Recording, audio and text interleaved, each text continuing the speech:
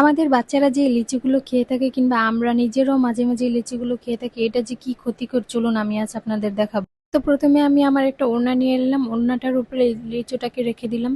তারপর এটাকে ভালো করে চিপে এটার ভিতরে যে মেডিসিনটা এবং সেগারিংটা ওরা দিয়ে থাকে সেটাকে আমি ভালো করে বাটিতে রেখে দিব। আপনারা মনোযোগ দিয়ে দেখেন, দেখতেই পাচ্ছেন এটার ভিতরে যে পুটিংটা থাকে, চাকা চাকা পুটিংটা, এটা যে আমরা খেয়ে থাকি। তারপরে কি আসে আমার ওড়নাতে সেটা আপনারা দেখার জন্য প্রস্তুত থাকেন। তো আমি একটা বাটিতে সবগুলো মেডিসিন সেগারিং যা আছে সবকিছু বের করে নিচ্ছি। এখন দেখার পালা আমার ওড়নাতে কি বের হয়েছে সেটা আপনাদের দেখাবো। দেখতেই পাচ্ছেন কি মারাত্মক জিনিস বের হয়েছে, একদম পলিথিন বাচ্চাদের ভিজা টিস্যু যেরকম সেম এরকম ভাবে এই মসৃণটা বের হয়েছে। আমি আপনাদেরকে আরো স্পষ্ট ভাবে দেখাতে চাচ্ছি। দেখতেই পাচ্ছেন এই যে আমার হাতে, আপনারা ভালো করে খেয়াল করেন, একদম টিস্যু প্যাকেজটা যেরকম আপনাদের বাচ্চাদের যে ভিজা টিস্যু ব্যবহার করেন সেম এরকম।